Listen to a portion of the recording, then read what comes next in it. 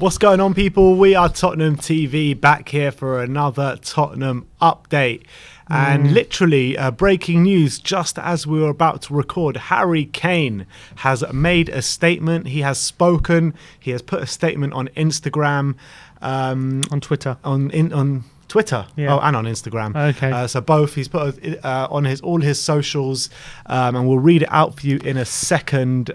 Sim, you want to take us through it? Yeah, it's a very interesting statement. He's got a lot to say. He says, "It's almost 10 years since I made my Spurs debut. For every one of those years, you, the fans, have shown me total support and love. That's why it hurts to read some of the comments that have been made this week, questioning my professionalism. While I won't go into the specifics of the situation, I want to clarify that I would never and have never refused to train. I will be returning to the club tomorrow as planned. I wouldn't do anything to jeopardize the relationship I have with the fans who have given me such unwavering support during my time with the club. This has always been the case, as it is today, Harry." Oof. I mean, what do you make out of that? What do you make out of that? Because from all the reliable journalists, including Ali Gold, who apparently gets info from the club, all said that he was planned to come back this week on Monday. Now he's saying that's not the case, and he was due back on Saturday, which is tomorrow. I don't know. Do you see this as like a genuine statement, or is this just covering his tracks in case his City move doesn't go through? It's hard to know. It's hard to know what the reality is. Are Tottenham pumping out that he missed training and this wasn't planned to make Kane look like the bad guy in case we sell him, to kind of make him more palatable, or is Kane the one covering his tracks in case the move doesn't go through and he still wants to keep that relationship with the fans? It's difficult to know. It could be either one. It's literally impossible to know. Anyone, unless you have inside knowledge. I mean, I don't know how you would know the difference. It could be either. Could very well be either. But it's interesting, Kane coming out. It is very interesting, Kane making this statement and coming out with this now and saying that he has never and will never refuse to train. That seems categorical. Is he bold-faced lying to us? Maybe. Maybe this is something, a statement that his agent has said, you got to put this out and you got to try and get the fans back on side in case the move doesn't go through. It's so hard to know what the truth is. It really is. I mean, Tottenham are saying one thing, Harry Kane is saying another thing. We don't know what to believe, but let me know in the comment section below. What do you think the truth is coming out from this Harry Kane statement? It is very hard to know. But go on. And but what, Spurs wouldn't fine him if he didn't do anything wrong. Yeah. But then I guess, have they officially said they're going to fine him, or is that just something leaked? I don't know. But Nuno did kind of allude to something in his post-match press conference, that there is something not right there with Harry Kane. We know there's something not right there. He said something like, I know he's not going to go into specifics. So obviously something has happened. We just don't know what it is and what the consequence of that is, and who's actually telling the truth, because there's two different stories coming out from both camps. Yeah, it's very peculiar. Did he refuse to train? Like, did he actually refuse to come into training, or was this something agreed? Like, who knows? I mean, who knows what the situation is? Even if it was something agreed, it could still mean there's issues. I don't know. It's hard to know. So is he playing on Sunday then? Huh? Is he playing on Sunday? He's back in the TVNC. I don't know. Look. The good thing is that he's confirming he's back in training. That's positive. And maybe he's continually said this week, the whole thing he reckons has been blown out of proportion. He has said that, but it's interesting he's come out and actually made a public statement. I didn't think he would do that. I thought it would all be kept under wraps a bit. But it has led to a lot of confusion, this statement, not going to lie. It has led to a lot of confusion as to what to believe. At the end of the day, we're going to see how it plays out over the next week or so. But look, it's very confusing what's going on. But I want to know you guys' opinions. Give us your opinions in the comment section below. Let us know what you make of this Harry Kane statement. And it was following on from Pep Guardiola talking about Harry Kane earlier today. Simon Stone of the BBC released these quotes, and he said that This is Pep Guardiola's quotes, and he says, he is a Tottenham player. If Tottenham don't want to negotiate, it is finished. If they want to negotiate, many clubs would like to sign him, and we are not an exception. We are very interested in him. Yeah, that's following on from them signing Jack Grealish. I mean, a lot of people said they won't be able to sign Jack Grealish and Harry Kane in the same window. Pep Guardiola is obviously saying that's not the case. Yeah, he doesn't seem put off by after a few months ago. He's like, we cannot. Oh, is it crashed? Okay, sorry. He says we cannot afford him. The striker prices. Yeah, that's what he said. Yeah. Back in April, he's like, all these prices banded about we cannot afford. And now he's changed his tune a bit. And all of a sudden, we're very interested. If Tottenham decide to negotiate, we'll be interested. So clearly, he doesn't seem put off by it. So I think that from what we heard as well, heard from the Man City correspondent from The Athletic, they wouldn't have too much of an issue affording him. He did go on to say, Guardiola, when we've raised 60 million in sales, and when you raise that amount of money, you can afford to spend 100 million. So I think maybe it's about, if they can get a few of their players out the door, raise some money, they can afford Harry Kane.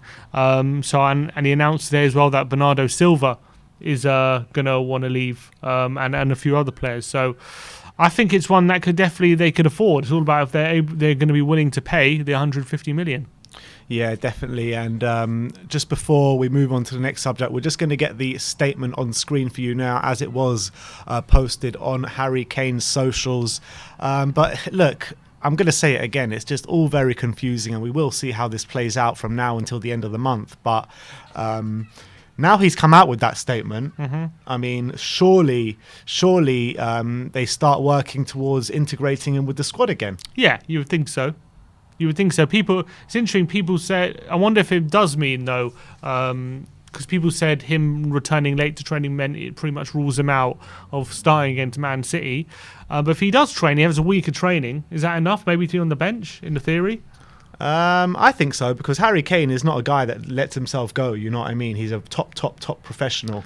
Look, put it this way, if he wasn't linked to City, he would be in the squad. Yeah, 100%. That's the truth, right? Yeah, 100%. He's done it a number of times. Yeah. He's right. He's kind of been back in the squad and been even back quicker than expected after an injury, let alone just a holiday. No, so I think it kind of allows the opportunity to put him in the squad, but still it's unlikely given the links, isn't it? Yeah, I got a feeling that Man City game, they're going to say it's going to come a bit too early for him, and then if he's still here, he'll be in the squad for the Wolves game. It's interesting, I've seen people quote tweeting his statement saying, this apology has come too little too late, but he didn't apologise. No. There's no apology there, so I don't understand why. He's basically insinuating he's done nothing wrong. Yeah, basically. There's no apology, so I don't know why people are saying this apology's come too little too late when he hasn't apologised at all.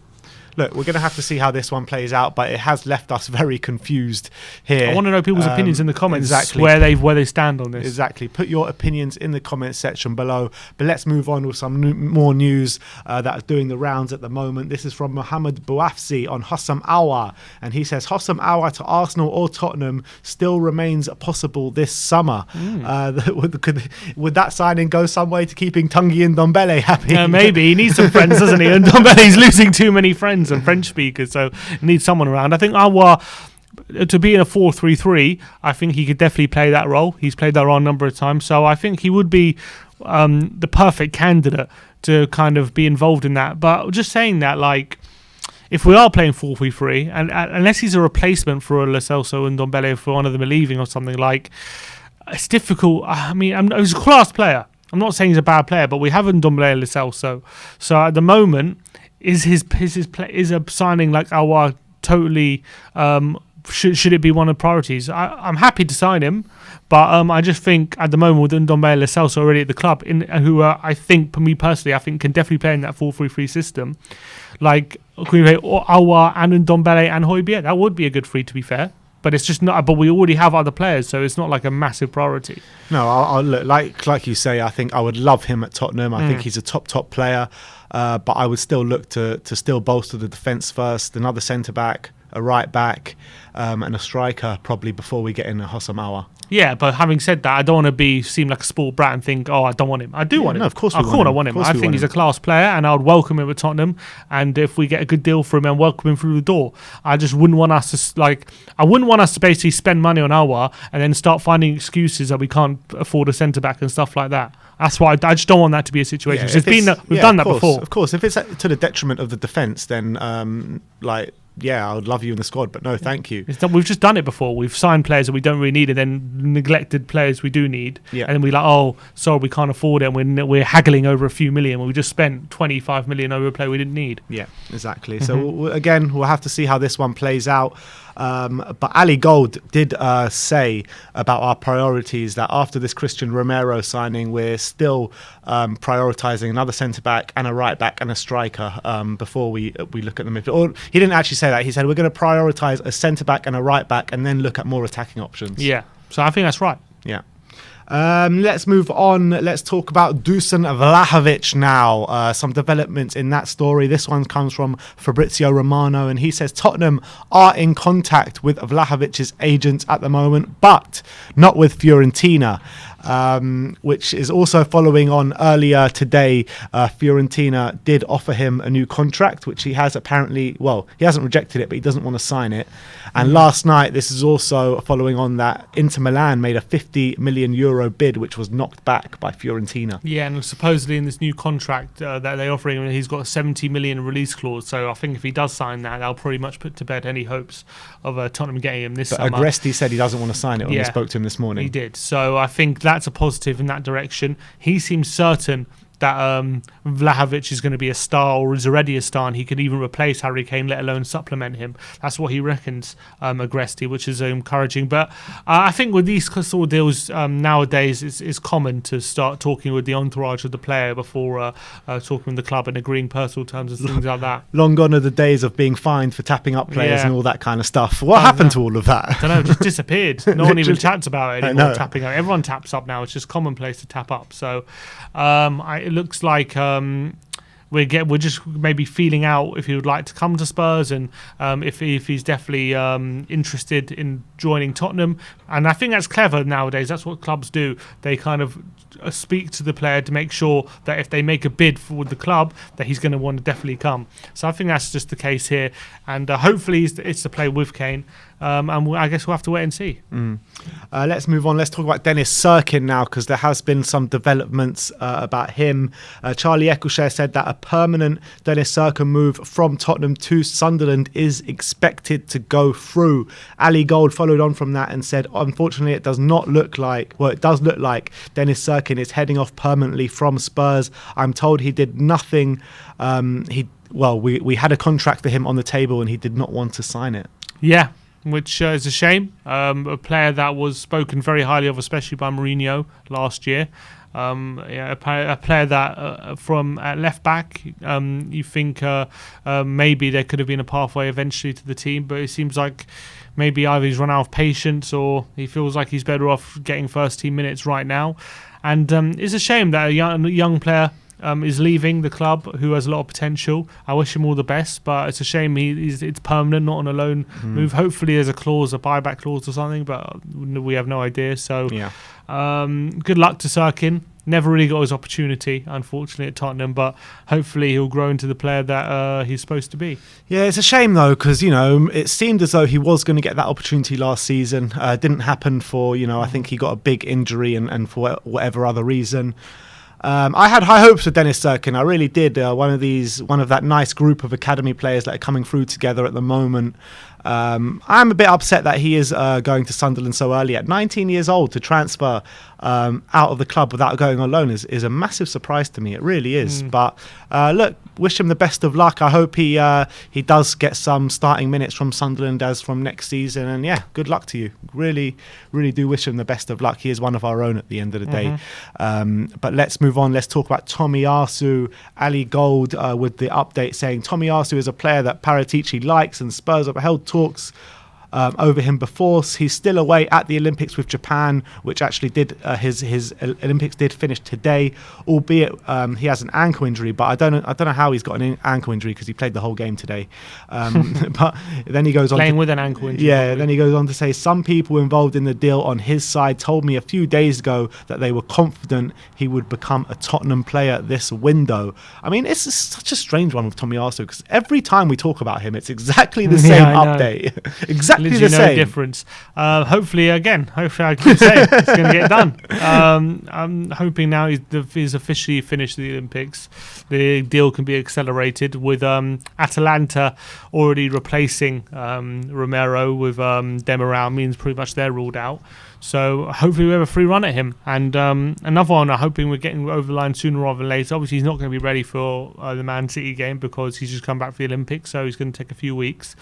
But he's one I'm a bit excited about as well. From what I've seen and what I've read about him, he seems like a very much promising up-and-coming defender who's got a very good physical attributes that can definitely thrive in the Premier League. So hopefully Tomiyasu is on his way as soon as possible. Let's hope so. Which moves us on nicely to Ryan Sessegnon. An update from Ali Gold again, and he says Sessegnon was set to be touch and go to be fit for the Man City match with his minor hamstring injury. He's been working outside again, but the Arsenal game will come a bit too soon. So some positive news on Ryan Sessegnon. He's on his way back on the mend. Yeah, that's good. And they said the City game is touch and go, but he was probably never going to be involved anyway. Regnon was always going to play, I think, in that game. So I'm looking forward to Sessegnon getting reintegrated because I think he could be definitely thrive under Nuno and could be in for a big season. And I think the way we play could suit him. So I'm looking forward to Sessegnon finally getting a proper opportunity at Tottenham, and it's been a long time coming. Let's hope so. Noni Madueke from Ali Gold saying he's a player Spurs would like to bring back if possible, among other targets in the attacking midfield areas, but I think much depends on what happens now with the squad in the coming weeks, who leaves, freeing up space and also adding funds. Do you see this one happening? Yeah, obviously we sell players, and maybe he's one which we can get through the door if it's a good price. I think he's the right profile player we want. But at 19, it's obviously a bit. Obviously, you don't want to spend too much right now on him when we probably need a player who can kind of compete for the first team. Could he compete for the first team? I mean, he's shown in Holland that he's definitely on the up and he's definitely starting to break through. So did Vincent Janssen. Yeah, exactly. So it's difficult to say in Holland, but I don't know. Do I want him? I'm not. If we're convinced by him, yeah, sure. If we're convinced that he's definitely ready to come and play now, then sure. But I don't want to sign him and then he's in and out, or he's like on the bench for 2 years and then or he gets a loan out again. I think I want him to come. He's going to be used. We don't want an NG on Nkudu situation. Exactly. Again. I want him to come and be used. Or a Vinicius even. Exactly. I don't want that. So I'm not. Am I convinced? He would be used. I guess why would we sign him right now? Why would we sign him if we're not convinced that he's ready to be for the first team? Would you take us signing him and loaning him out again for a year? No. I think sign him to use him. Interesting. All right, and last but not least, Michael Dawson is back at N17. Michael Dawson retired from football today, and he becomes club ambassador alongside Ledley King. They've got the band back together. That partnership is back together of Michael Dawson and Ledley King, but off the pitch this time. Fantastic stuff. I'm glad Michael Dawson's back. Glad to have you back, Mickey D. And hopefully him and Ledley King can be as imperious as ever in the ambassadorial role as they were at centre back, and hopefully it'll be Ledley mopping up for Michael Dawson's mistakes yet again. Nothing will ever change, I guess. Every time Michael Dawson misspells something, is Ledley King just mopping up. So I spelled that wrong, mate. Ledley King will always be looking out for Mickey Dawson. Exactly. That's for sure. I look forward to it. But yeah, look.